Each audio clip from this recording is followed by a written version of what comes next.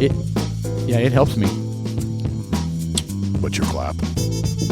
Without the clap, I have to. You guys, your mouth totally doesn't match, and even though you're saying something, your lips don't look like you're saying something. You guys just weird. He's got the clap. What is the clap? I know it's a venereal disease. That's the gonorrhea, no? I don't know. Does it affect your urethra? I think it's gonorrhea. Yeah, but the gonorrhea, isn't that like a bacteria that affects your urinary shaft, your urinary tract? It's pronounced gonorrhea. Gonorrhea. Well, thank you. All right. Yeah, so that's what we're jumping out with. We're going to go over all of the sexually transmitted diseases that you can get, what it looks like. We'll show you the pictures of all that. And we're excited about that. Well, that's not happening. Oh. The clap is a common slang term for gonorrhea, as Chuck calls it. Gonorrhea? Gonorrhea. Yes. Gonorrhea. Very common and easily treatable bacterial sexually transmitted infection spread through oral, anal, or vaginal sex. Anal sex. Causing symptoms like painful pee-pees or discharge. It does not say pee-pees. It says urination. Nice. All right. I think it's also called drippy dick. Sounds like a city in Game of Thrones. How you say it again? Drippy dick. Drippy dick. No, not drippy dick. Gonorrhea or whatever you... That was Chuck. Gonorrhea. Gonorrhea. That's like a city in Game of Thrones, I think. I thought anal was. Anal. Anal? Oh, yeah. That one probably is, too. Believe it or not, folks, this is the first half of the Dudes Like Us podcast. It's Tuesday, January 13th, 2026, celebrating the first half of the first 2 weeks of 2026. It's fucking awesome. I know. Yeah, the first fucking month is half over already. I know.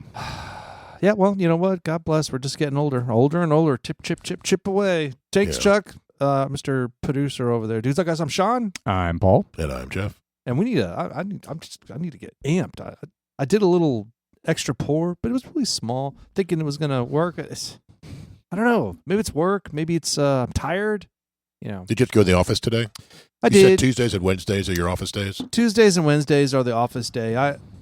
So we in our office. First of all, we transferred from a rather large office. Everyone had their own door. You could close it, and it was excellent. Now it's like, all right, well, we have like 6 offices and some cubicles all lined up. Well, dude, I am like the poster child for ADD. I cannot function in a cubicle. Actually, let me rephrase that. I cannot function when there's stimuli around me. Distractions. Yeah, period. You know, it just, I can't. And so, you know, when so I've tried to commandeer one of the offices. So I've taken a nameplate and put my name on there. I set it on the desk. You've claimed it. You've peed all over the room. I brought in a Star Wars Darth Vader picture today. I was going to ask you, see if we can't print up a couple Star Wars things I could take and just put on the wall. Anything. I need it. Actually, I've got Boba Fett downstairs you could take. Maybe I would like some Dudes Like Us stuff put up there. I'll decorate the shit out of the whole office with Dudes Like Us stuff. You know, some regional director is going to come in one day, and you're gonna come into the office, and all your shit's going to be piled up like in the hallway, and he's going to be. I think what you should do is get like those blinders horses wear. Yep. So you're at the desk, just like this. That would be super effective. Maybe I could put those and noise canceling headphones on. And I wore headphones at work all the time. Noise canceling. Like Jeff, do you have a second?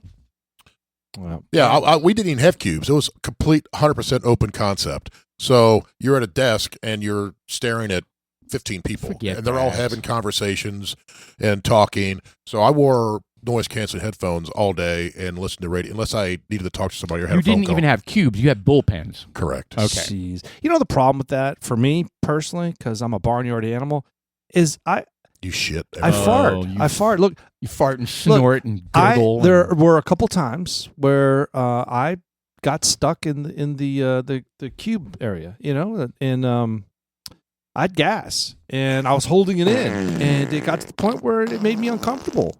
And you know where a lot of people go for that kind of stuff? You know what? I tried. I got up. I went to the bathroom to expel, but your body's an asshole. Yeah, it goes, I'm going back inside. Yeah, isn't that interesting? It's like now you couldn't at all. But and you're standing there trying to push it out. Oh, yeah. Did you do jumping jacks in the bathroom? Oh, try to somersaults. Like high knees. That's break dancing. Yeah, there's lots of things you can do. Yes. I handstanded all the way to the bathroom. Except handstand. Well, you know, I is that walked on on my video? hands. No, that helps you fart. but it's a carpeted hallway. But when you get into the bathroom, it's all moist, and my hands start slipping. Really nice. You need to take your trampoline to work and just take it into the bathroom and you know what? Get it all out. I may get another trampoline and prop it in there. There you go. But anyway, so I'm trying to, this morning, sometimes I take one of my kids to work in the morning. They like to ride their bicycle, and when it's super cold or something like that, they're just like, Dad, can you please take me? And she was like this morning or last night, she was like, Dad, it's going to be like really cold tomorrow. Can you take me? So I was like, yeah, sure, no problem. I never had a problem with that. But for some reason, the last couple times I had to take her, it's just like I have this internal clock, which has never happened before in my entire life. But I have an internal clock, and it was kind of like waking me up in the middle of the night. Oh, I need to go now. Oh, I need to go now. Yep. Oh, I need to go now. Yeah, I don't want to be late. Oh my God. And I went to bed. And look, I go to bed at midnight. That's, every night at midnight. Last night, I went to bed at 11 p.m. Oh. Because I was just like, I'm just tired. I just want to go to bed. I wasn't gaming. I was just like, I had a long day at work. Well, yesterday I had to take CE classes, which is a whole different animal. It's just like you take these courses, and there's literally a 5-hour course. It's good for 6 hours, but you have to sit at. It's one of those ones where you have to sit at your desk for at least 5 hours. Yes. And because I was at like 4 hours and 56 minutes. Okay. I didn't understand what was going on because I was like, the completion said 99%, and I'm like, wait a minute, I'm clearly done with the test, and it was at 99%. So I started panicking, and I'm like, what did I forget? What's going on? Yeah. I was like, I started going back, and then I started thinking 5 hours. Oh my God, there's a limit of 5 hours. I only have 5 hours to complete this. Son of a bitch! And so I'm going through. I called the phone number up, the 1-800 number, and it's like 4:45 or something like that. I'm like, oh my God, these guys aren't going to answer. They answered. They're located in Plano, Texas. They were really nice. They were just like, yeah, I'm looking at your screen right now. It's just all you have to do is wait 5 hours. And I was like, oh, so it times out after 5. I'm not going to be delinquent. So it all worked out. But I had that, that very uncomfortable feeling that I just wasted half a day doing this. And then as soon as I was done with that, I started another one with another 5-hour stretch. This is your required training. Yeah. I don't think it's required. It's just additional training that you want. No, it's required. Oh, it's required. Yeah. So what I do maintain my license. Yeah, I just push play and then I work, and it's on one monitor doing its own thing. You take the test, and then I take the test and I fail it, and then I take it again, and I remember what the answers get a little are, closer, and I get 100. Yeah, totally. And mine are probably not that serious compared to I guess what you guys are doing, and then sometimes I just drag the bar over. Like some of them won't let you do that, right? Yeah. But I just drag it to the end. Do the quiz. These classes are just kind of a pain in the butt, man. Oh yeah, totally. They are, but when I started on 100%. the second one, I was kind of like, all right, look, it's 5 o'clock. All right, this is going to be 5 hours, so I'm going to be doing this until 9, 10 o'clock. So I was like, I'm going to be done with this in 2-3 hours. I went ahead and went for my walk. So, I popped in the news, got my headphones. I walked right by your house like, hi, Jeff. Just kept going and went around the corner, went all the way up to Coit, and went to Shepherd's Hill, went into the elementary school, went around the track 4 times, and then I went back around your house, hi, Jeff, and then just went right on home. And, man, that was about an hour and 15 minutes. It was excellent. Perfect timing. And the training was going on the whole time, or yeah, perfect. No, it was like a 5-minute conversation, and you can forward through all these. You don't have to sit there and wait. You can forward through them all, but you still have to do your 5 hours. Right. So after it played, the timer's still going, but it was just on pause. Right. So whatever. It worked out for me, and that reminds me of the one of my favorite Homer Simpsons episodes where he works from home and he has to gain weight. You have to be over a certain weight to qualify for work from home. God, you remember that? So he eats like I'm just a machine, and he thinks he's just barely gotten there, but his whole stomach is up on the towel rack. And then when it falls down, he's like 50 pounds over what he needed to do, and he has to start wearing muumuus, and he works from home for the first time, right? And remember, he works for the power plant, for the nuclear power plant, right? And so all the questions that it asks him, he figures out are all the Y, Y-E-S, you know what I mean, or just Y. Right. And so he buys a little, like a bobbing chicken. It's a bobbing chicken. And so he just decides to go to movies, and he just lets the bobbing chicken answer all of his questions. Well, he's coming out of the movie theater or something, and it's melting down. Like the radioactive, it's like everything's falling apart, it's venting. Right. And he comes home, and the thing had fallen over.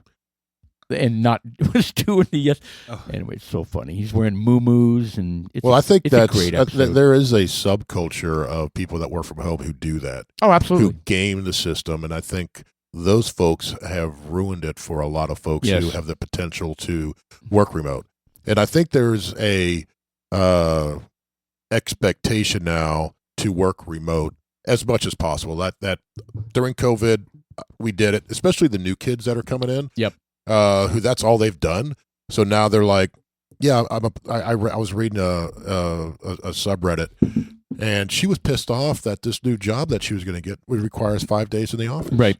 She's like, well, that's ridiculous and unfair and this and that. And I'm just like, no, it's not. No, it's not. It's not. Even occupational experts are saying this is catastrophic for the younger generation. Yes. Because they're not networking. They're not learning extra things just by being around people who have been around the block, like picking up knowledge, and they're not collaborating. They're doing minimal work. They horrible work ethic. Yep. All that kind of stuff. You know they have mouse wigglers now? Yep. So they put their mouse on a little thing that jiggles so that it keeps them constantly. But now there's active software that detects that. Yes. Right. Yes. So it's like a game of chicken and or cat and mouse, right? It's so dumb. They have these jigglers. Well, now they've developed software to detect those jigglers because they actually. I don't like the way you say jigglers. It's very offensive. Jiggler. You're a jiggler. But so now they actually only want to have a clap. Just a jiggler. They actually monitor where your mouse goes and what it actually clicks on to make sure you're actually doing something. So we draw at work, and back in the day when I was first starting, we had this old guy next to us, and he was drafting, and he'd fall asleep, but he'd still be clicking all over the screen. So he would, he'd walk by, and his screen would just be like random lines all over the screen to make it look like he was still working. Like he was still working. Oh God! Well, I did both. I mean, I think we've all done both. Where we've all gone into the office. The bulk of my time was in the office, right? And it is what it was. What it was. It was just that was the job. Yes, there was no choice. There was no option. I go in 5 days a week now, and I was full time from home for years. Yeah, and I was when I was home before COVID hit. And I've said from the very beginning that I preferred going in. Right. I didn't like to drive. I didn't like all that shit, but I got better work done in the office. Right. There will be people that will argue that till they're dead. There's like, no, you get just as good. Maybe certain ones, like if you're a coder and all you're doing is coding all day, that may be one thing. But and it depends what you're working on. Yeah. If you're working on a big group project, right, getting together and collaborating in person is a hell of a lot better than over Zoom, right? In my opinion. Yeah, it's so silly. Even the fact we're all in the office. All of us are in the office, and when we have a team meeting, we're all in our cubes on Zoom. No, go in the other fucking room. Get a conference room. I know, it's crazy. Your boss. Well, I'm not the boss for these. Yeah, but there is a conference room in ours. Yeah, we don't have that dynamic in our office. Everything we do isn't team oriented. We're kind of we're independents. But I think there's still opportunity for you to learn from other folks. Like when you first started, Larry was there. Well, I agree with you, but not me. But I'm thinking with other people can learn from me. So I'm not necessarily throwing stones at that. But there comes a certain point where I think that I kind of graduated from that program, and I could be on my own. I can fly away now. But there's new people that need the help. So I'm thinking, all right, hey, look. Mr. People that want that, I think maybe they should offer a program. Hey, guys, look, if you want to work at home, you get paid this much. If you want to come to the office, you get paid this much. At least give them an opportunity. Well, I disagree with that as well because people are complaining, well, they should start paying for my gas then. Right. And they just tolls. And the child care. Wear and tear on the car. Yeah, that's no. Right. You took the job. It pays this. Yeah, you're getting paid to do this job. Yeah, you're not getting paid more because you have to drive to the office. Yeah, it's created a whole new level of entitlement. Right. Now, but the training point that it takes time out of your day to do that. It's not really germane to your job. So I mean, my job isn't to train people. My job is to do my job. Nowhere. Yours is a little marketing or anything like that. Yours is a little unique, right? In that regard, and I think, like I said, there's some jobs that be fine working at home. Right. I think Sean's is probably one of them. Yeah, probably. Outside of the training thing, and I know they want you to probably mentor someone or and I don't mind doing that, but be upfront with me. Just say, hey, look, we want you to come in the office a couple times a week to mentor people. I'm like, all right, cool. don't you pay me more? But they didn't give you that. No, well, no one knows. They're not going to say that. You know, it's kind of like pay you more either. I mean, at least any business I was ever in, they're just like they're just going to tell you that's part of your job. This is now part of your job. yeah, but the problem with that, with me, or maybe with other jobs like mine, is that my job is salary, but it's also based on billable hours. Right. So what they should do is allow if you're in there for 4 hours, okay, that doesn't. I don't know how they drop would do your it. expectation for billable hours by 4 hours. Correct. Yeah, but they don't. Well, they don't. No, but also when my bonus is based on billable hours. Right. So if I'm gonna be available for people, they would have to include your training hours in that calculation. And it sounds kind of shitty because I benefited from that. So I can't deny that it's not worth it. And today I was actually productive in my office, but I'm Sean. I've got a different mindset. I got a different brain. When I go in there, I turn the lights off. I've got an under desk lights, very low lighting, very warm lights. And I have to announce that because you walk into the office, it's this 5,000 Kelvin hospital light. That's just kind of like very clinical, and it's just like I don't. That stuff bothers me. I have a hard time concentrating, and that's just me. You know? And maybe I could get over it, but in our situation, we just had to. I mean, that's what we were told to do, and we did it. And you know what? I probably would. If they were to come to me like, "Look, dude, you need to shut the fuck up and work." Right. I'd be like, or you can just go home and this will be your last check. Yeah. I'll be like, find somewhere else to work where you can. I work like from working home. in a cubicle now. I can do things now. I was like, well, it's a tough love thing, but I get it. So, but you know what? At least I only have to go 2 days a week, and today was productive. Yeah, that's not bad. Again, as long as I have an area where I can sit and chill, and I don't want to say sit and chill because that's not what I do. But I just have to have an area where I can like fart and. What if you went in there and someone was already in your office working? That happens. That happens. Be like, hey man, well, because technically it's not my office. You're like, did you see the name tag? Don't you see all the Star Wars stuff? Well, clearly my office, bro. Look, the Dallas office manager already said, if I want that office, it's mine. Nice. That's what he said. Wow. I just haven't. Well, I just haven't. What does everybody else officially know that, said it? You know what? I don't care. Everybody else is like, I don't get an office. How come Sean gets an office? Well, what an asshole. Because I'm seniority. Like I was saying, I just need the time I spend in that little office. I just So you could smell your own farts. Yes. And you know what? Whatever. Be in your own stench. It's because only you like your own stench. It's immature. I get it. I recognize it. I own it. Yeah. I'm a stinky boy. Anyways, all right, let's move on. You guys mentioned something about miracle flights on one of the conversations. It's been on the board for a while, and I forgot what the hell that was all about. Well, it's people taking advantage of the system is what it is. Right. Lazy assholes. So what they said, it was Jetway Jesuses and miracle flights. So basically it's people who insist on having a wheelchair to board. Oh, and they get pre-boarding, right? And so but as soon as they get off the flight, they don't need the wheelchair anymore, and they're walking down the jetway, and they're healed. They're cured. It's a miracle. It's people that take advantage of, like I said, the system. I think the same thing happens. I know you've never been to Disney World, but Six Flags, I'm sure, is the same way. You can see these people in the stupid scooters. Yeah. And what it is. And they go right to the front of the line. And they get to go to the front because they're handicapped or whatever reason. And then they spring off the scooter and jump into the ride. Yes. Oh, my God. And it's ridiculous. It reminds me of the episode from Philadelphia. It's Always Sunny in Philadelphia. When Danny DeVito, they're at a water park, and with Charlie, and Danny's walking around. He's like, "I'm handicapped," and they're cutting all through the line. He's like, "I have AIDS, and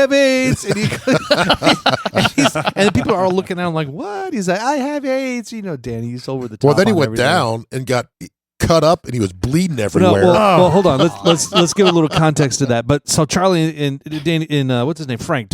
No, is it Frank?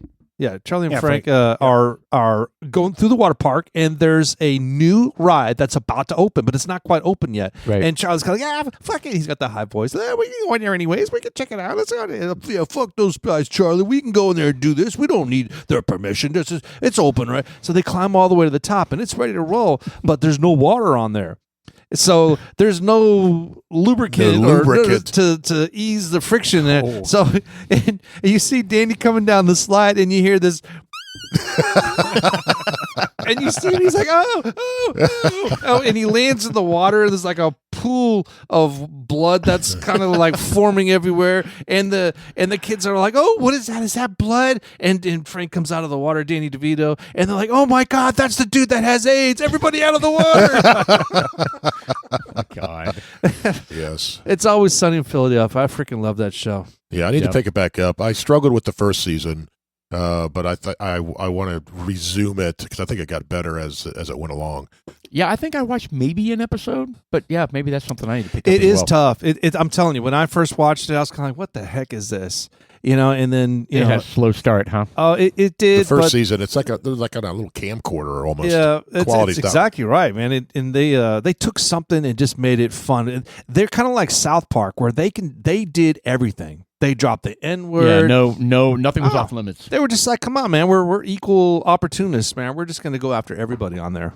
Yeah. But these miracle flights or Gateway Jesus or whatever you call it really bugs me because really grinds your gears. It does, because when I brought my dad here, he had a legitimate reason to be in a wheelchair. For sure.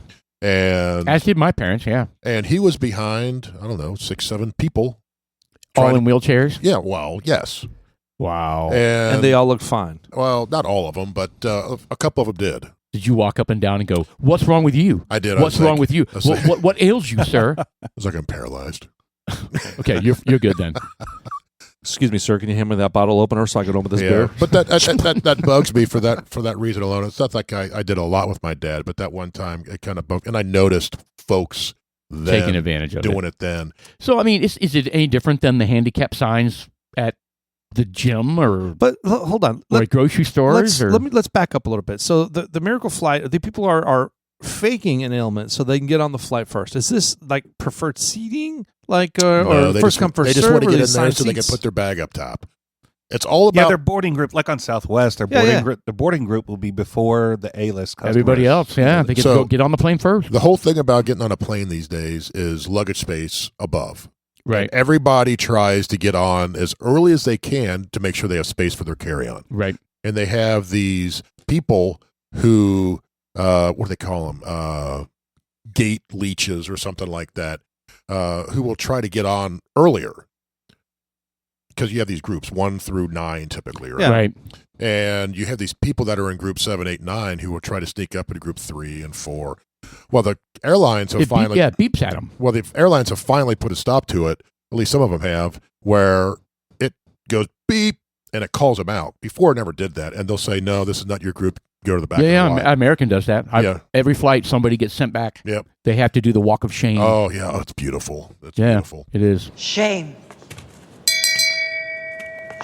I've never had to deal with that. I usually get in line where I'm supposed to be. Oh yeah, I follow the rules. Yes, me too. I was just like, what the heck? I mean, I don't get it. And with the exception of Southwest, you have assigned seats anyway, so everything boils down to not having your bag be checked. Yeah. Well, it's also these people who bring these ridiculous bags onto the flight, and they'll have their luggage, and they'll have this huge like shopping bag that they'll stick up there or something like that, even though you're supposed to put it down underneath your feet. Right. Folks don't. Right. So next thing you know, all the luggage shits is.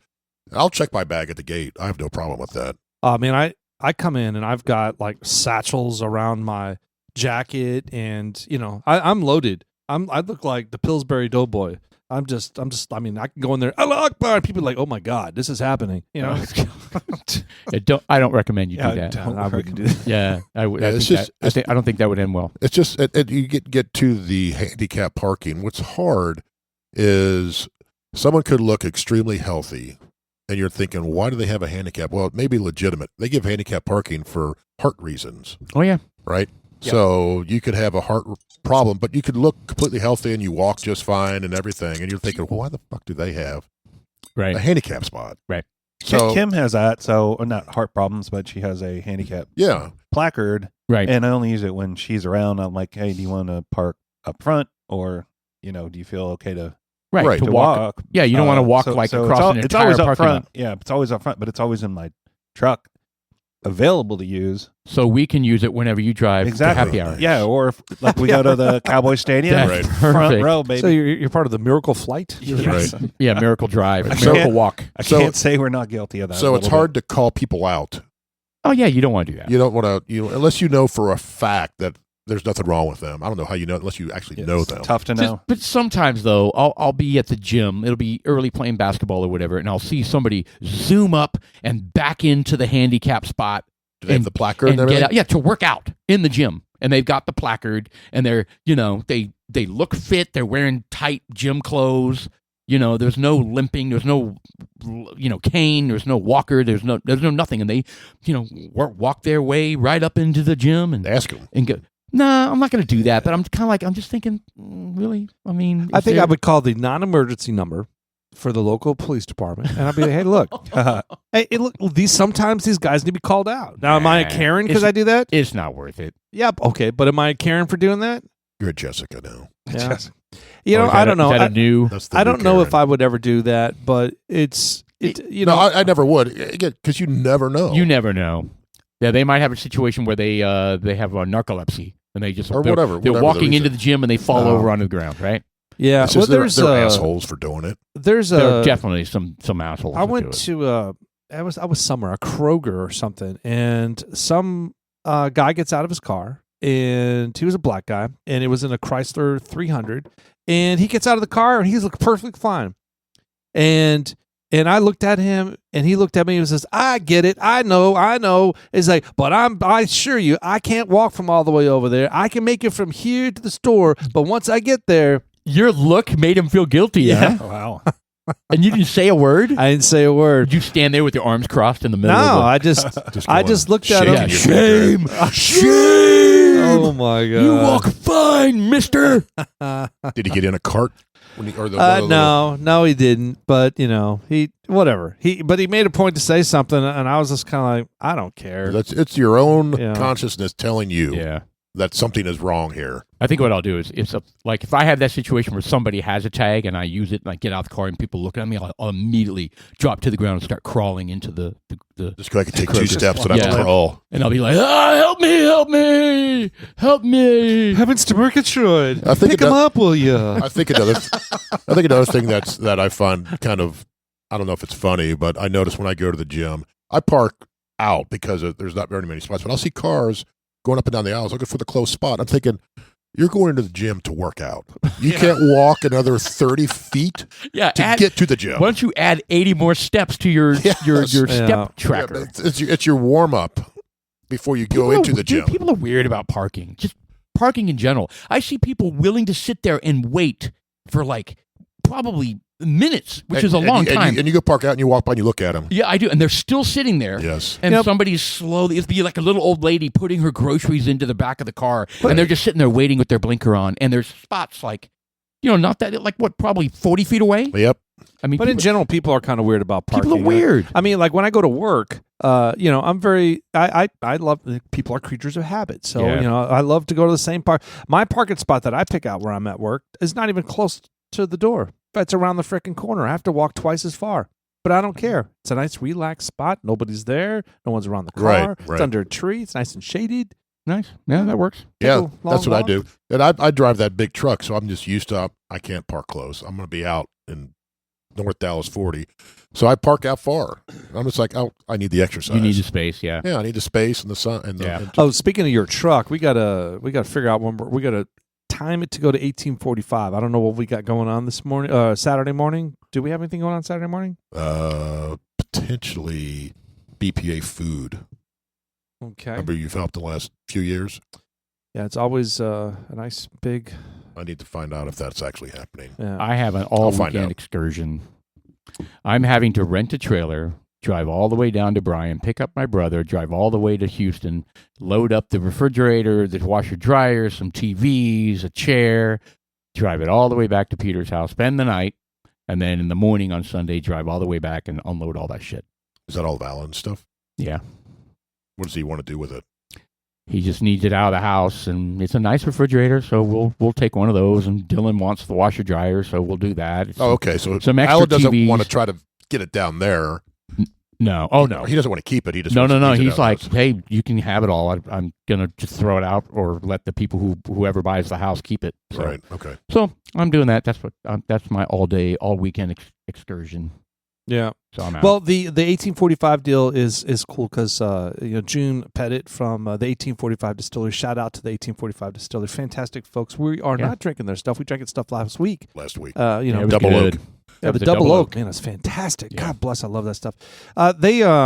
We've got a good relationship with them, so they have blessed us with a barrel or two, and we're getting another barrel. And we're going to put it in the podcast room, probably right over behind. I think it needs to be Paul's chair that he sits on. Oh, cool! I get to sit on the barrel. Like really tall. That won't look weird. Your crotch will be like really right high there. up and be like, "Hey guys." Your crotch is going to be like right on our face level. Yeah, but you have to wear lederhosen. Our viewers were like that too. Yes, you got to wear lederhosen. I do. Yeah, I'm thinking lederhosen. Yes, weird. Yeah. Okay, whatever. Anyway, we'll put it somewhere back here. I don't know where it's going to go. They're going to give us a nice barrel, and shout out to them. Plus, we're going to pick up a couple of their projects so we can laser them. Yeah, they have some projects for us to do. It's very exciting. So 1845, I don't know what we got going on. So, maybe Friday night, Friday afternoon, you do back to 5. I don't get back to after 6. Oh. Yeah. What's going on there? That blows up our whole Friday. Yes, it he did. Destroyed my route the dude changed. like us thing. My route changed, and I don't get back to the stadium until 5:45, and I don't get home until after 6. Bummer. So yeah, it'll change again. It's one of those things, right? Potentially, yeah. You never know. As kids leave and go, and routes are always changing. Well, we'll figure it out. I'm kind of thankful that we kind of figured out some of the social media videos that we're putting out there are starting to get a little bit of attraction, and but the Friday night little things that we got going on, those were fun. I don't like having fun sampling a bunch of drinks and getting a little toasty, but it was getting a lot of toasty. Oh, it was a lot of toasty, yeah. It was. I mean, shit, we get back 6:30, 7:30, and I'd be like, holy shit, I lay on the couch and Yeah. It was fun, but I was kind of like, all right, well, I just partied, Friday night we just went shopping. We didn't go, but no, you went out and fucking partied, We went on a run. And I'm not even talking to anybody. I'm talking to myself, 2.5 hour binge is what it was. Yeah, it was crazy. But it's fun. But you know what? It was one of those things where we probably should have done some videoing of those events that we go out, and we need to continue that. Just because you're not there. That's why I wanted to. Chuck says his son has one. Get one of those gimbals, and I wanted to test Scott's out to see if it's something we wanted to look at, because I think having that, I mean, you look kind of dorky with it, but I think it'll add a level of authenticity or something. It'll make it look better, I think. Yeah, professionalism. Yes, professionalism. Yes. Yeah, we were hoping to bring that to Revel. Remember, we were talking about doing that. Yeah, but I guess that fell through. Well, I mean, Scott had one. He would have probably brought it. We didn't think about it. He didn't think about it. But it's also a matter of downloading the app, learning how to use it. I don't think it's difficult, but there's an app that goes with it, so it pairs with your phone. Oh, interesting. Oh. Yeah. Okay. But how about that Revel That's what I was kind of wondering. Yeah, so folks out there. That was fun. We went to the Revel this past weekend, and it was the Dudes Like Us podcast, and along with Larry Hokai and Scott Cash. Shout out to those guys from JSL. And Cody, Scott Cash's cousin from somewhere around Abilene, Texas. So, and plus Bill. Up in Oklahoma.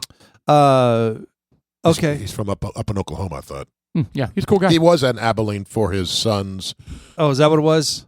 High jump. And what is Bill's last name? In my phone, it's Bill Whiskey. Pole Vault. Was it Pole Vault? Yeah, okay. Pole Vault. Well, Bill was there from our whiskey group. So Joel? Not Billy Joel, but Bill. So, Idol? It was a great excursion. It was a great night. They had 2 tribute bands that were playing. Both were like excellent. Bob Seger, I got to tell you, the Bob Seger band was amazing. I got to. I mean, when you say Bob Seger, I'm like, he's got a lot of good shit. All right, yeah. I mean, he does, but at the same time, I'm like, I don't know if I'd get into it again. There was a time where I kind of got into it. I got into all of them. And plus, he was a great performer. He was good. Like I said, if you closed your eyes, you would not know it wasn't Bob Seger. No, he was that good. It was good, and thanks. Shout out to Chuck for giving the podcast $20 of cash so I can lay it up in front of the dude's feet along with our card. And he was like, "I don't know what he wants me to do with that." And I was like, "Read it." You know. And he was like, "Oh, dude's like us." He gave us 2 shout outs. 2 shout outs, yeah. Yeah, that's cool. Anyway, and then Boston, I didn't think the lead singer, I mean, it's a tall order, right? It's a tall order you to have somebody sound perfect. No one's going to sound exactly. like but I will say the musician right. Portion of it, they were amazing. Yeah, the band was really, really good. Oh, they really were. I think the lead singer, he held his own. I mean, he has a high-pitched voice, so that's what you need. But the pitch and the tone were not on. Yeah, it was a little off. Yeah. But overall, man, it was a great night. Yeah, they did a great job. I think both of them. We did a lot of sampling that night. I think you did more than we did. I must have. Yeah. Well, I think we tried probably most of them, but I tried little sips. Oh, little tiny things. Yeah. And before we walked out the door, I poured myself a very large 12-year Weller. And I didn't have any of that. I was about to pour some for Chuck. And Chuck's like, whoa! I don't want that much. I was like, I fucking hand him the bottle. Fill your own glass, bitch. And so he filled the Glencairn, and I'm like, whoa, that is a lot. Yeah. So you guys showed up like right away, and I was like, holy shit, it's time to go. That's at your house. Oh, yeah. So you had to slam it. Oh yeah, I was like, glug glug glug, bam, and then we picked us up, and I was kind of then instantly I was like, I'm drunk. Instantly. Because I hadn't eaten yet. I hadn't eaten all day. You're like, I had 3 hard-boiled eggs. I did. Luckily, that didn't happen, but, I was thinking it was going to. Yeah, there were some very good, tasty whiskeys there that night. Yeah, we sampled, was it Tanyard from Jack Daniels? Jack Daniels Tanyard, the Jack Daniels 14, the Jack Daniels 12, and there was something else, I think. Yeah, shout out to Bill. Shout out to Cash. Cash brought some stuff, too. Yeah. Yeah, it was good stuff. Plus I brought a couple of things. Knob Creek 12 and my old granddad with Amberana in it. Now, of course, we would never do that in the establishment. Correct. Every parking lot. Yeah, we every time we went outside and we sat around the car and we did a little sample in the handicap and then spot. we walked all the way back we never do that inside, because that would be wrong. Like a smoke break. Yeah, we'll go with that. It's a whiskey break. It's crazy that Larry drives all the way out there from Weatherford. Damn. And he drives all the way home. Damn. That's a long way. He was enjoying himself, though. He was really enjoying the music. Oh, man, they did such a great job. I got to tell you, the Revel, it's a great venue to watch performances like that. The problem is for it's expensive. Yeah, it's not cheap. It is. It's not cheap. It's expensive. How much do you think the bill was at the end of the night? Just round about guess. I'm going to go with $540. What do you think, Jeff? $690. Holy shit! I have no idea. Oh well, there's food involved as well. $420. But we didn't drink any. Oh my god! There was only food, but and beer because we didn't drink any. That's true. We didn't order any whiskeys. That's true. Are you saying it was like $70? It was $420. Wow! Oh, I overbid. Ding ding ding ding ding. Chuck, and I only said that because he said $690, and I thought that was funny. So I'm going to make a $420 joke. Oh, well, I thought maybe you saw it or something. But no, it's $420 and then Cash tipped on top of that. So, shout out to Cash for picking up the tab on that. The waitresses did an excellent job. Oh, I thought Larry did. Larry didn't pick up the tab? No, Scott did. I think, whatever. Let those guys work it out. There's some business stuff going on back there. That was really nice. That was really nice of them. I told Larry I appreciate it. Yeah. See if you can find on the YouTube the Seger system. I may have said something. I don't know. But towards the end of the night, I was like, yeah, you were slurring pretty good. You were sitting next to me. You're just like, roofied. I did not. I got roofied again. No, I actually remember the whole night. It's just I don't remember when I got home. So these guys, was this actually from the that event that night? No, I think it's just it's a promo of their band. These guys did great, man. The Seger system, the Ultimate Bob Seger tribute band. These guys are great. The saxophone player, it's like he whipped that out for that just one moment. They were kind of like, "Hey, dude, you got to learn the saxophone." No, we don't want you to learn. You don't have to play anything. Just that one song. Just be really good at that one song. Right. Is that the same guy singing that? Yeah, it was really good, man. Yeah, we enjoyed it. Seger system, so I think, and I'm kind of torn on, I think next time if we get a group like that, we just need to get two six tops. So the question is, do we get the traditional six tops where we were 25 feet from the stage and it had the round bar stools, or do we get the compact tables that hold six? Because frankly, I don't really like the compact tables. The area was nice where we were at, but there's people all around us. Yeah. Well, I mean, I don't think you're not going to get away from being feeling too crowded. Oh, yeah. Well, then plus that one guy that kept buying you shots, and then did he run his hand up the small of your back? What was going on with that? No, that didn't happen. No, that happened. That was years and years ago. Okay, so just because it happened years and years ago, no, we've all forgotten it. So it didn't happen anymore. Oh, Sean has an elephant memory of things like that. Really? Only certain things. No, just that. Nothing else. I can't remember what shoes I'm wearing right now. We can't remember what queso is. Yes, that gentleman made me extremely uncomfortable, and I very quickly moved away from him. Yeah, that was kind of weird. It was very weird. And then he was just so toasty. I think he left his phone there too, right? No, that'd be you. No, well, that was a different time. Yeah, that was a different time. I should have taken the phone and. Well, I know. Paul was doing an expert example of how to sample bourbon, and his technique. Oh, you posted one of the videos. His technique of being a lizard. That's what you're. But hold on. So I a didn't little know. bit more context what's going on, because I didn't know he was sampling bourbon until I watched it a few times, because I didn't understand what was going on. I'm like, did he just take a bite of a sandwich or something? And then he's like trying to swallow it. And then after watching it 2 or 3 times, but that is like horrific to watch this so many times. And then I realized, oh, he's drinking the bourbon because I saw someone sample it. That's the way to sample it. I was like, oh, that's. Well, first off, I was being a smart ass and like totally overdoing it, not knowing that jackass over here was filming me, and that jackass over here would be posting it on Instagram instantly. And we got a lot of hits so on now that. it's on Instagram. Me looking like a fool. Well, Larry was the air. next to me, so he was watching. He was laughing. You pull it up, Mr. Producer, and he was laughing. He goes, "You need to post that." Great. I was like, "Okay." Yeah, that's great. Yeah. Yeah, so that's. We actually have a couple videos from that night. I think 3. You filmed and posted. I didn't want to do too many of them, but it's that one there. The sucker. Nope, next one. That one there. Great. Yeah, let's just take a look at this. I look like a. You got any video music with that? I look like a fat Komodo dragon. See, I had no intention, and all of a sudden you started doing this, and I was like, oh. And then he zooms in. Well, why are we zooming in on me? Yeah. Although that's an attractive face. You got to admit, nothing attractive about that whatsoever. And then you don't even need audio to see that part. Clearly, you fucker. Oh no! I don't use profanity. I'm not sure what I said. Oh, that's good stuff. Yeah, it was a good time, and I enjoy doing that. We can only do that once in a blue moon because, I can only do that once in a blue moon. But it had been like over a year since we had last been. It'd been a while for me. Yeah.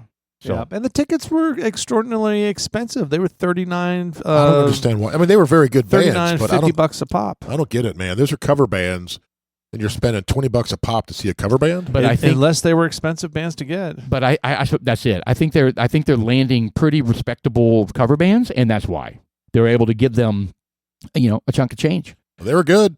Yeah, they earned it. Like whatever they made that night, they earned it. I would have paid that to go see the Foreigner cover band that we saw. Like the real cover band, the ones we saw. That was a cover band.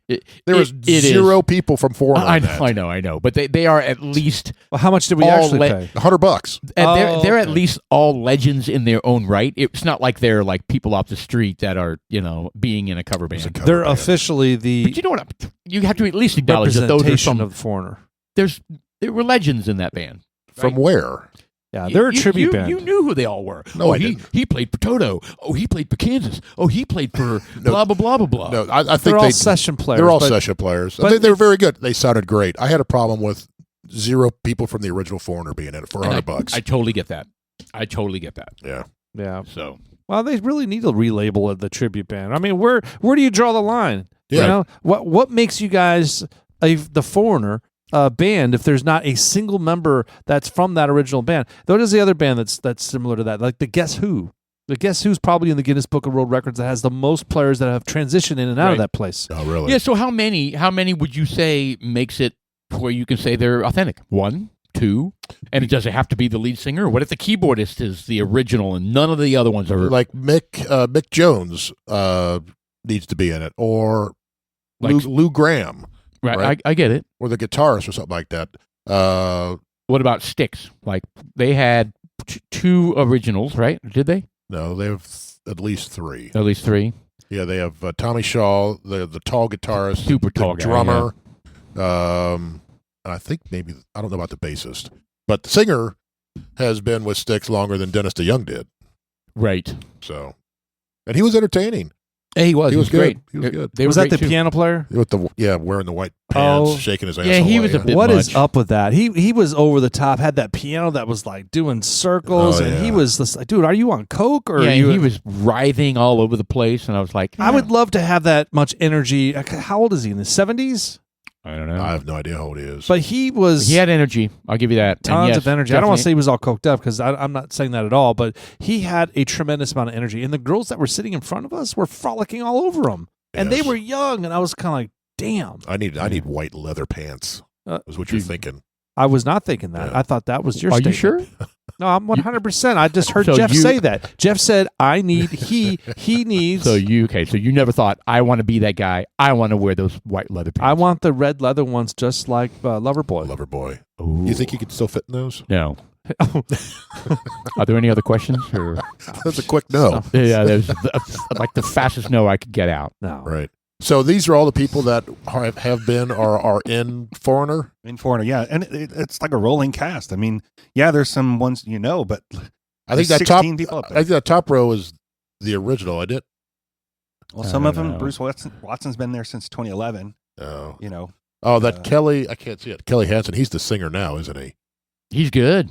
Probably, yeah. I mean, he's good. They sounded good. It's just, if I'm paying to see Foreigner, I want to see Foreigner. Yeah, so you'd rather pay $40 to see a cover band. Yes. Yeah, I got you. Yes. But they're playing in big venues. Yeah, it was a big venue. It was a nice venue. It was expensive too, though. I mean, everything is expensive. Look, everything is expensive. I know, everything. I know. Everything. Our rent, where we live, food, except for gas.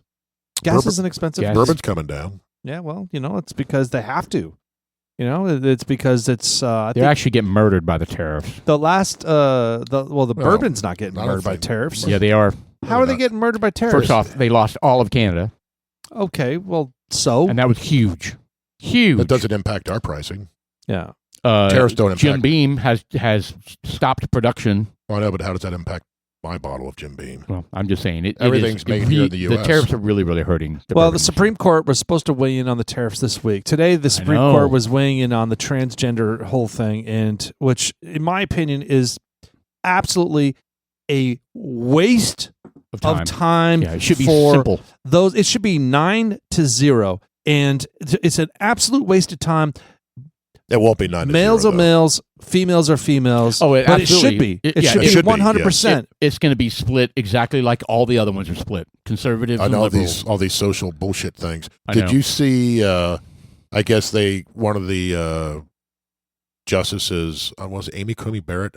I don't remember who it was. Asked one of the lawyers to define or sex or the woman or something like that. It was Alito. I guess he couldn't do that. Or Samuel Alito asked them to. He goes, before we can decide, classifications of men and women, we need to define what a man and woman is. Can you do that? And they struggled with that. They couldn't do it. I know, it's so ridiculous. I hate that. So you're saying that one of the justices couldn't say it? Alito. No. Alito was challenging the lawyer to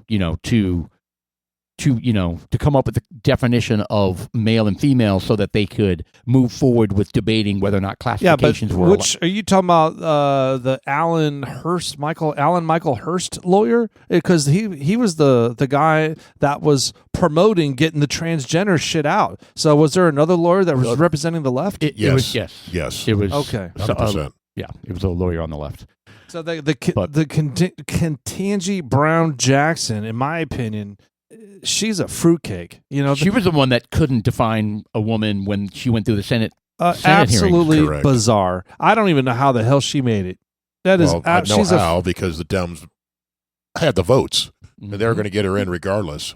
Yeah, it was during when they had the Senate majority. Correct. That's when it happened. It's bizarre. So I mean, the line of questioning that she was asking was just absolute. Because I listened to almost the whole thing today. Oh, really? Yeah, because I was in the office and I shut my door and I had it on there. And every time something would happen, I hit pause. I'd get up and I'd listen to the whole thing. It was entertaining. Are they saying kind of what they're thinking it's going to lean to? I mean, is it? It's. Oh yeah, for sure. Their transgenders will not be able to play girls' sports. Period. So okay, we'll see how that goes. So what happens if a state doesn't follow that ruling? They're kicked out. What would happen? Of the union. Okay, gone. Well, hold on. So yep. I don't know if we'll have to change all the flags. I don't know if the states all have to abide by it. It's just a matter if it goes up to the Supreme Court, which that's the whole reason that it went up there, is that someone was arguing, and the fact that it was one particular girl, and she was like, well, if we don't make our decision today, she's going to graduate before the summer. Right. So are we going to be able to get this done before that? And he was just like, excuse me, ma'am, she's not going to graduate before summer. Meaning, she didn't pass all her classes or something. He's insinuating that. So there'll be opportunities to pick the ball back up, and because she wants to continue playing. Yeah, I don't know. I don't know how it will affect the states. I mean, in theory, the whole point of doing this is so that it puts this to rest. Well, women can't play on men's team. The men's can't play on women's team. Period. But if Frisco's like, yeah, we're going to allow this, what's going to stop them from doing it? Ice. No, what's going to stop them from doing it is folks like us standing up and saying it's wrong. Well, we do that now. Yeah, I mean, you could bring another lawsuit, right? But I guess is there something else that we have to do? That's what I mean. So the Supreme Court's going to rule on this and say you can't do this. I don't know if when they lay the decree down. I don't know. I think I think Chuck's right. It would be a lawsuit, and then some lower court would put an injunction on it and refer to the Supreme Court case on it. That's right, and then that would stop. And then the lawsuit would force the school to kick that man off the women's team. And if he didn't, what happens? They junction, the guillotine, junction. Yes. Well, I mean, I'm just trying to. I don't know. I mean, what happens? Death by guillotine. Start chopping heads off. If they say, I still want him to play in girls volleyball. I don't know. You know what? Then go to a school that will accommodate that. I mean, look.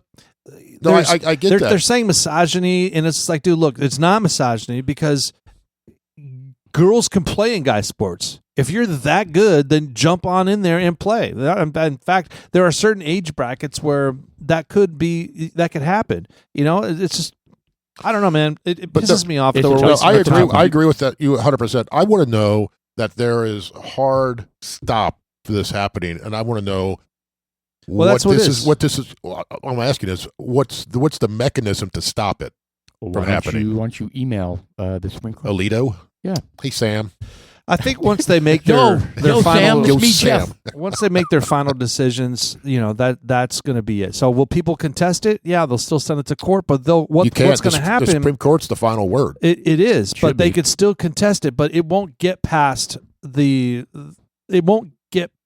certain point. I don't know what court, but they can initially contest it, but it won't get past that. So switching gears back to the tariff thing, though, did you see how Trump was like, man, if the Supreme Court rules against the tariffs, it's going to be impossible to unwind this, and we're going to, it would be, and I agree, how complex it would be to unwind what's already been done. And I know he's using that as a like a leverage a tactic to make them go, yeah, he's probably right. Let's not rule against it. Well, it is. I think we need to have these tariffs. It would be tricky. Why the heck? I mean, and we've brought this up in this podcast before. The fact that the other countries are charging, they're not charging reciprocally the same. Yeah, no. I mean, come on, it's unfair. Just charge the same. Practices. Just charge the same. So, I mean, I don't understand why that's such a... Look, I get it. Some things are more expensive, but you know what? That's what they are. They're from another country. When we lived... If you go and say, oh, what chocolate? It's German chocolate. Oh, that's the German chocolate. It costs a little bit more. It's a little bit more deluxe. It's a little bit more refined. They've got all the good stuff in there. That's what you pay for. You're paying for a higher caliber product. It's being imported. There's a tax that's associated with that import. Shut up. Yeah. Pay it and move on. Oh, well, we can't do this anymore because we can't buy all our shit from China at a nickel. It's going to cost us 8 cents now. Fuck off. Right. Then you need to start buying your shit here in the United States. Right. That's the whole point. And this whole tariff thing has given the Trump administration massive leverage to get them to do other things as well. Right. I mean, not just the trade thing, but they were like, listen, if you don't get on board, like what he's doing about Iran. He's saying anybody who does business with Iran, I'm immediately putting 25% tariff on. I mean, it's weird. It's weirdness because there's no precedent for the shit he's doing right now. But damn, it's effective leverage, man. It's effective. Right. And they're like, whoa, don't do that. Nothing hits them harder when you hit them in the pocketbook. Yeah. Yeah. And look, I got to shout out to the citizens of Iran.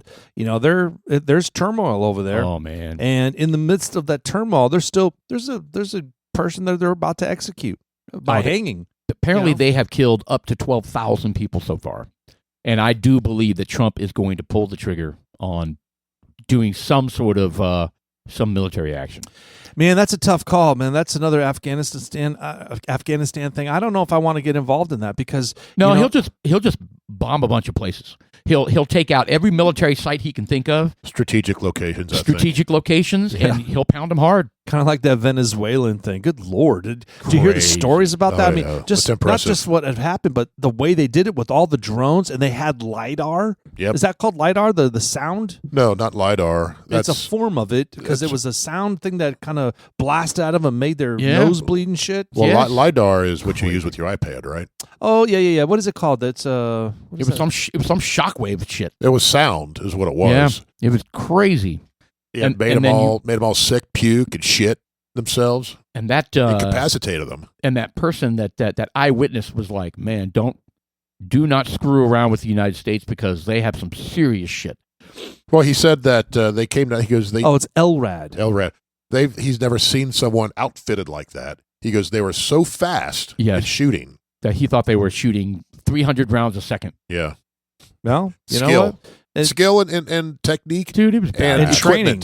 Yes. And that's another deterrent, man. Don't screw around. It's the whole fuck he around said and that find 20 out. guys took out like 300. Yeah. I wonder if the cartel's butts puckered a little bit after that. I hope so.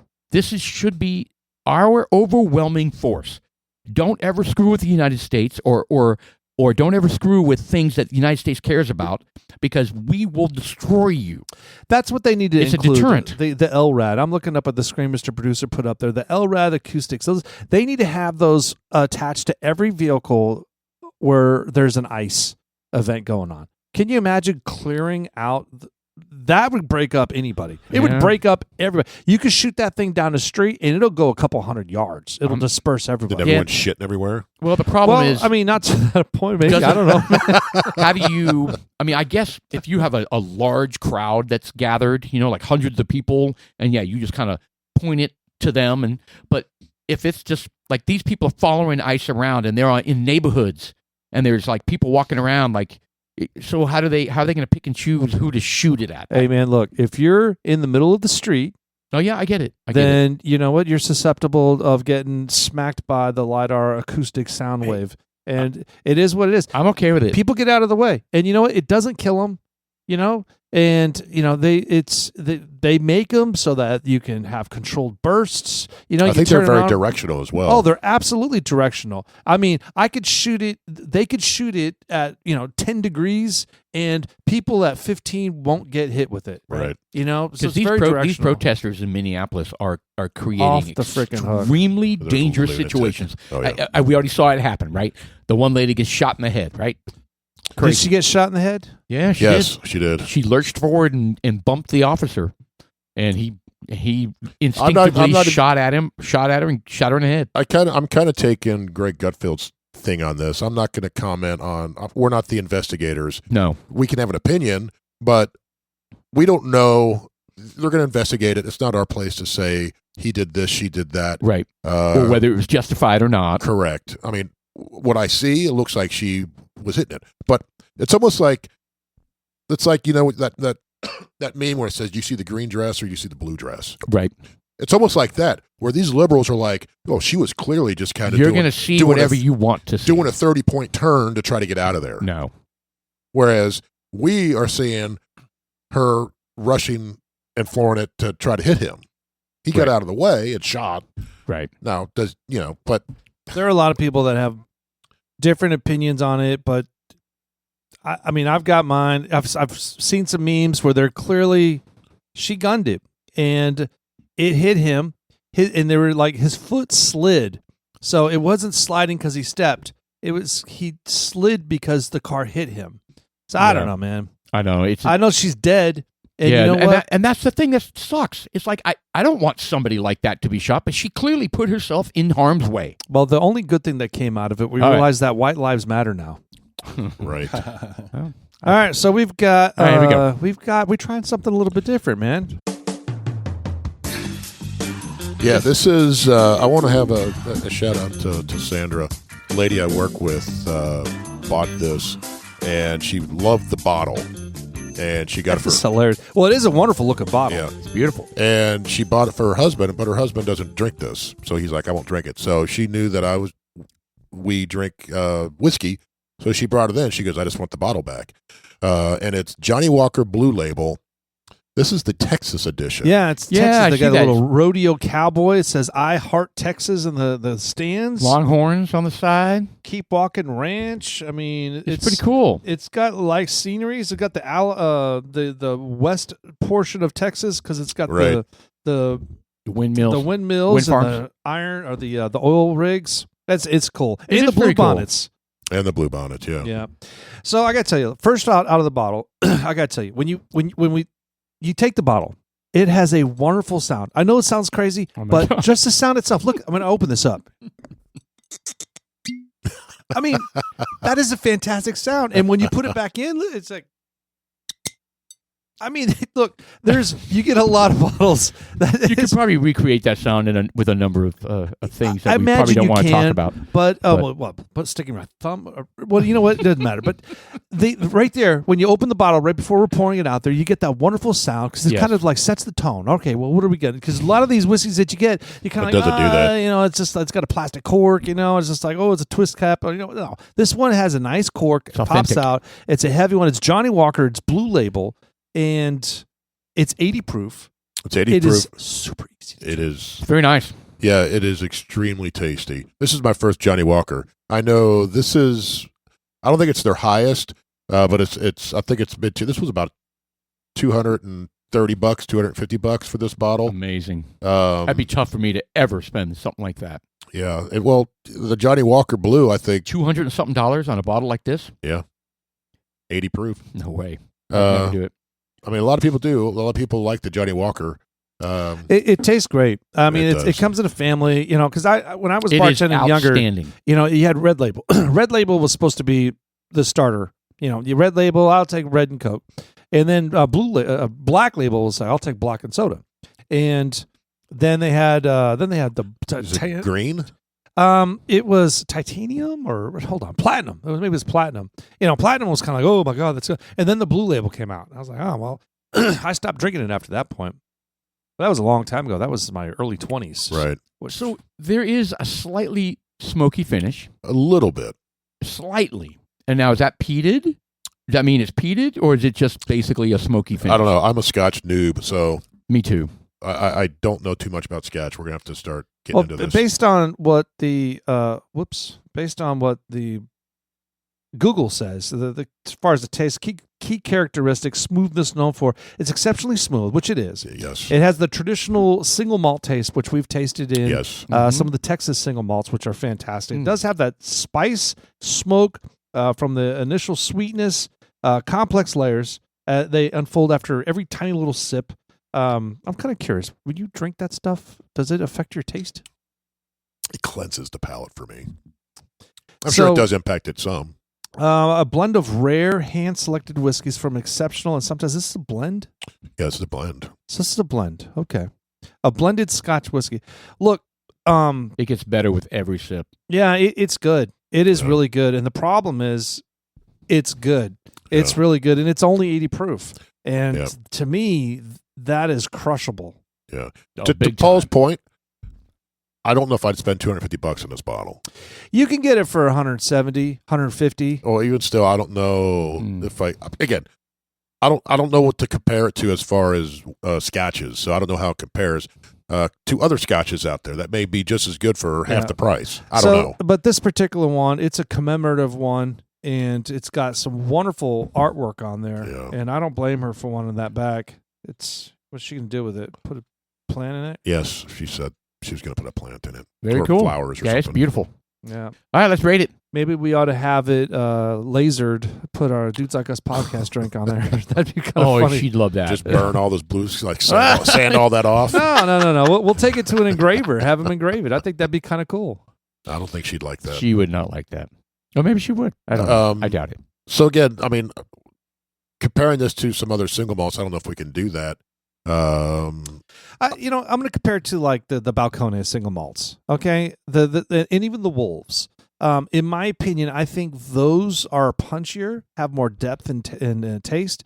This one is produced on a large scale, right? And so it's a blend. It's excellent. Okay, let's start there. But it doesn't have the deep, rich taste that some of these other American single malts are producing right now. I think it's very comparative to some of the traditional scotches out there, as opposed to the single malts. Scotch is a different animal. Being in the Scotch family, we got to separate that then, right? Right. So Scotch, this is our first Scotch, right? No. Do we have an Irish Scotch, a Murphy Scotch? Yeah, we have a couple out there. We need to try them. I'm going to give this a 7.5. Yeah, it's a tough call. I really like it. I think the price brought my number down some. Yeah. But as in terms of a quality Scotch, I would probably go an 8-1. I mean, this is excellent. Well, I mean, but again, we'd have to try. If we tried like 10 other Scotches, that's what I mean. Would this one blow those away? That's what I mean. My 7.5 may be low. Yeah. All right. Well, I'll tell you what. We need to stick a pin in this because I'm going to say 6.9, 6.8, and I'm going to stick a pin in this because I think I'm being unfair, and because I have tasted some other Scotches, and I know those other Scotches are way worse than this one. So that's kind of an unfair thing. But as a starting point, I'm sticking with 8.1. I think it's that tasty. Tell you what, there's a sweetness that gets on the lips. Yes, and it's not the finish, but it's on the lips when you go to just when you're drinking and you get it. So I really like it. It's really good. I like it a lot. Dried fruits. It tastes a little hazelnut in there. A little dark chocolate. I don't know. It's hard for me to pick stuff out of Scotch. I get smoke. Like a cigar, or is this like a barbecue? No. Very, very slight, but it's still wonderful. So it's great. What do you think, Chuck? I'm not a huge fan. Really? Yeah. I don't think you're a Scotch fan anyway. I right? used to be a big Scotch fan. Yeah. Right. The first couple sips were almost I couldn't drink it. It got sweeter. It got more mellow as I had more of it. I still taste the same things that I got out of the first one. So I'm gonna, it 6.7, 6.8. It's not interesting. And you're a. I used to, and it's probably because I'm not used to drinking a lot of Scotch, anymore. But I used to. Right? Yeah. Okay. It's because the fantastic whiskeys we've been getting has. Oh, dude, it's hard to compete with some of the charmed your palate. Your palate changes, yeah.